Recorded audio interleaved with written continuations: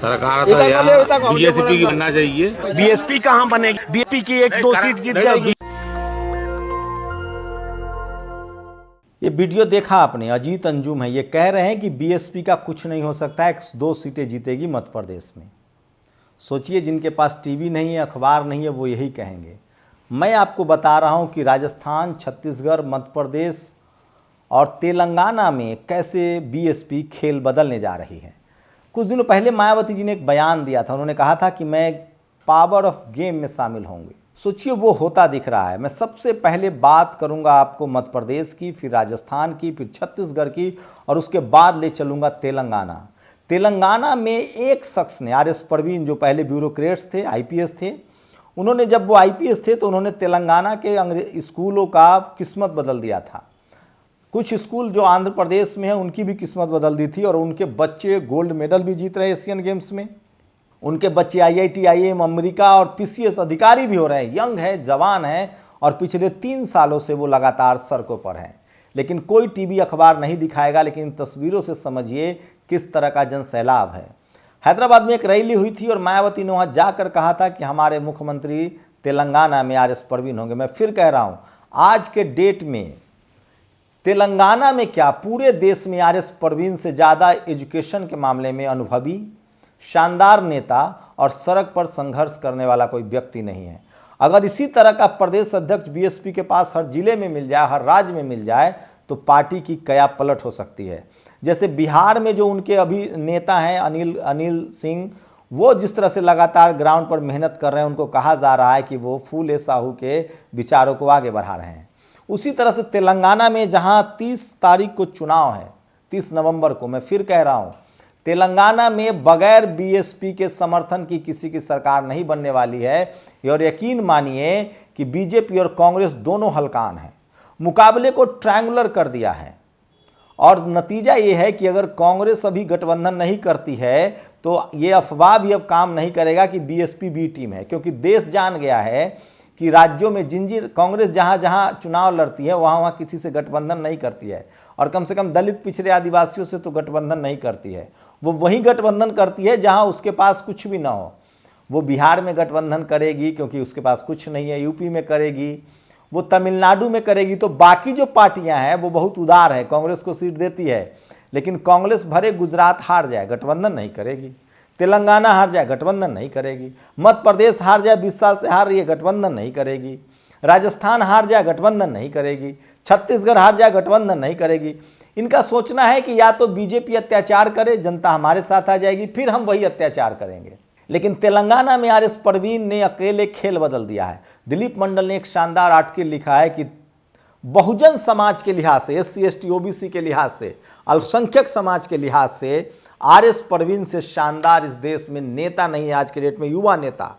मैं बहन जी के बाद का बीएसपी में सबसे शानदार नेता है आर एस परवीन। और सोचिए, मैं दक्षिण भारत की बात कर रहा हूं तो आर एस परवीन अकेले, उन्होंने पार्टी को फिर से इस स्थिति में पहुंचा दिया है कि तेलंगाना में बीएसपी मुकाबले को ट्रायंगुलर कर रही है। और ये जो लोग कहें ना आपको कि ये बी टीम है बीजेपी की, से बीजेपी जीत जाएगी और कांग्रेस हार जाएगी, तो कांग्रेस का किसी ने ठेका नहीं ले रखा है। अगर कांग्रेस बी टीम नहीं है और बीजेपी को नहीं जिताना चाहती तो उसको गठबंधन करना चाहिए। तो अकेले आर एस परवीन ने साबित कर दिया है कि तेलंगाना में उनका कोई जोर नहीं है, और अकेले उन्होंने तेलंगाना में नाक में केसीआर हो, कांग्रेस हो या बीजेपी हो, बिना आर एस परवीन का किसी का काम नहीं बनने वाला है। और असर देखिए, बाबा साहेब की आदमकद मूर्ति बनवानी पड़ती है केसीआर को। तो तेलंगाना, मैं फिर कह रहा हूं, R S Parveen national level के लीडर हैं, नेशनल मटेरियल है। बहुजन समाज को उन पर भरोसा करना चाहिए। नेशनल दस्तक पर उनका इंटरव्यू भी आप देखिएगा। सामाजिक मुद्दों को लेकर, भारत के संविधान को लेकर, भारत की सेना को लेकर, रोटी कपड़ा और मकान को लेकर R S Parveen critical clear है।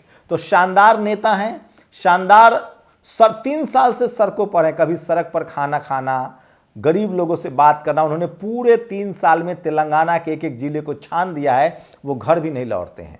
ये है आर एस परवीन का कद और ये है आरएस परवीन की राजनीति। उस आदमी ने पहले अपने आप को साबित कर रखा है। तेलंगाना के स्कूलों का किस्मत पलट दी। सरकारी स्कूल वहाँ किसी वीआईपी स्कूल से कम नहीं है।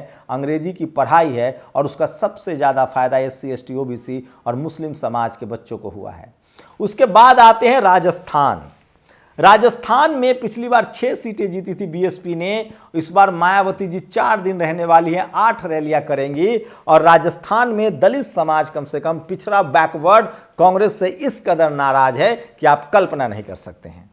अगर बीएसपी हनुमान बेनीवाल और ट्राइबल पार्टी का गठबंधन हो जाता तो कांग्रेस तो दूर दूर तक सत्ता में नहीं आती, मुकाबला ट्रायंगुलर होता। उसके बाद भी जिस तरह से रामजी गौतम जो कि युवा नेता है, मेंबर ऑफ पार्लियामेंट है, राज्यसभा सांसद हैं, उसके बाद आकाश आनंद वो भी कई बार राजस्थान जा चुके हैं, और उसके बाद जो अशोक हैं वो भी राजस्थान जा चुके हैं। तो ये तीनों लोगों ने राजस्थान को मत दिया है और राजस्थान में इस बार बीएसपी कोई चमत्कार करे तो आपको हैरानी नहीं होगी, क्योंकि मैं कई बार राजस्थान गया हूं। कम से कम एससी एसटी ओबीसी के लोग इतने नाराज हैं कांग्रेस से कि आप कल्पना नहीं कर सकते हैं। और रही सही कसर कांग्रेस के मुख्यमंत्री ने अंतिम समय में जिस तरह से केसरी सिंह को आरपीएसएससी में जिस तरह से नियुक्त कर दिया, जिस तरह से पेपर लीक के मामले हुए हैं, राजस्थान में कांग्रेस का अगर बेड़ा गर्क हो जाए तो आप चिंता मत कीजिएगा, क्योंकि वो अकेले चुनाव लड़ना चाहती है, गठबंधन में नहीं जाती है। तो वहां भी बीएसपी छुपा रुस्तम साबित हो सकती है। और अगर 15 से 20 सीटें बीएसपी ने इस बार कर दिया, जिसकी संभावना है, लगभग कहा जा रहा है कि 25 सीटें बीएसपी जीतने जा रही, क्योंकि उसने कास्ट इक्वेशन को भी साधा है और कम से कम बहुजन एससी एसटी ओबीसी जिस तरह से नाराज हैं, तो वहां भी राजनीति में बीएसपी के बगैर इस बार काम नहीं चलेगा। अब आते हैं छत्तीसगढ़। शुरुआती दिनों में छत्तीसगढ़ के इलाके में बड़े नेता रहे हैं, उनके सीट जीतते रहे, अभी भी उनके विधायक हैं। छत्तीसगढ़ पर भी खास नजर है और गोंडवाना पार्टी से गठबंधन हुआ है। इस बार भी कांग्रेस और बीजेपी का अकेले बीएसपी छत्तीसगढ़ में खेल बिगाड़ देगी। तो मैं फिर कह रहा हूं, कांग्रेस के लिए इतना आसान नहीं होगा, बीजेपी के लिए इतना आसान नहीं होगा, और अकेले अपने दम पर बीएसपी छत्तीसगढ़ में भी सीट जीतेगी और मुकाबला ट्रायंगुलर भी हो सकता है, जैसे कर्नाटक में हुआ था। मैं फिर कह रहा हूं, 5 से 10 सीटें भी अगर बीएसपी के खाते में आती है तो मामला फंस जाएगा, और पावर ऑफ बैलेंस जिसको मायावती कहती हैं उसमें वो आपको दिखाई देंगी। अब आते हैं मध्य प्रदेश। मध्य प्रदेश में कांग्रेस खुमार में है, वो हिंदुत्व की राजनीति कर रही है। एक मुसलमान को टिकट दिया, ओबीसी को उसने 39 टिकट दिए हैं, सवर्ण को 55 टिकट दिए, 144 जब टिकट जारी हुआ है। बीएसपी मध्य प्रदेश में भी आपको बता दें कि अशोक जी के नेतृत्व में और रामजी गौतम के नेतृत्व में और लगातार वहाँ रैली करते आए हैं। इनके जो युवा नेता है, कोऑर्डिनेटर है आकाश आनंद। मैं फिर कह रहा हूँ, मध्य प्रदेश में जिस तरह से बहुजन समाज के लोग राजस्थान में नाराज है कांग्रेस से, उसी तरह से मध्य प्रदेश में भी नाराज हैं, और हो सकता है अभी भी उनके विधायक हैं बीएसपी के। तो बीएसपी एक कैडर बेस्ड पार्टी है, बड़ी पार्टी है, और मध्य प्रदेश, राजस्थान, छत्तीसगढ़, तेलंगाना में अगर बीएसपी ने इस बार चमत्कार कर दिया, खेल पलट दिया, तो आपको हैरानी नहीं होगी। बीएसपी की कोशिश है कि इन तीनों चारों राज्यों में मास्टर की उनके पास हो, उनके बगैर समर्थन के सरकार न बने। और सोशल मीडिया में जिस तरह की सामाजिक चेतना आई है, मध्य प्रदेश में ओबीसी महासभा हो या जैस हो, तमाम एससी एसटी ओबीसी के संगठन कांग्रेस से नाराज हैं और वो अपना वोट ऐसे ही नहीं फेंक डालेंगे। मैं फिर कह रहा हूं कि जिन जिन राज्यों में बीएसपी की सरकार नहीं आई है, लोग मायावती के जो चौथा कार्यकाल है मायावती जी का यूपी में, चाहे लॉ एंड ऑर्डर का मसला हो, चाहे बहुजनों की तरक्की का मसला हो, चाहे सांस्कृतिक कार्यक्रमों का मसला हो, सबको लेकर लोगों को लगता है कि बहुजन समाज के लिए जहाँ जहाँ बीएसपी है, बीएसपी ही विकल्प है। मैं फिर कह रहा हूँ कि बीएसपी एक ऐसी पार्टी है जिसका देश भर में जनाधार है, एक कोर वोट बैंक है। अगर उसने कास्ट इक्वेशन को साध लिया, जो मान्यवर कांसीराम साहब का फॉर्मूला है, तो राजस्थान, छत्तीसगढ़ और मध्य प्रदेश में आपको खेल बदलता हुआ नजर आएगा। लेकिन इसीलिए टीवी अखबार, कोई पत्रकार बीजेपी के साथ है, कोई कांग्रेस के साथ है, बीएसपी की कोई खबरें नहीं दिखा रहा है। हम लोग भी मजबूरी है, हम लोग के पास उतना संसाधन नहीं है, लेकिन बीएसपी के सोशल मीडिया पर भी अगर वीडियो उसके कार्यकर्ता ग्राउंड पर काम कर रहे हैं। टीवी अखबार के बगैर देश के दूसरे हिस्सों में भले न पता चले, लेकिन माउथ एडवर्टीजमेंट जो है वो बहुत ज़्यादा बीएसपी का हो रहा है। और यूपी के अलावा, यूपी में भले बीएसपी का ग्राफ गिरा हो, लेकिन बाकी राज्यों में बीएसपी का ग्राफ ऊपर की तरफ जा रहा है। मैं फिर कह रहा हूं, इस 4 राज्यों के चुनाव से बीएसपी को वो जीवनदान मिलने जा रहा है जिसका असर उसको यूपी में भी दिखेगा। फिलहाल आपकी क्या प्रतिक्रिया, अपनी प्रतिक्रिया जरूर दीजिए। लेकिन सबसे बड़े तुरूप के पत्ता साबित होंगे आरएस परवीन, जिन्होंने अकेले तेलंगाना में खेल बदल दिया है। शुक्रिया।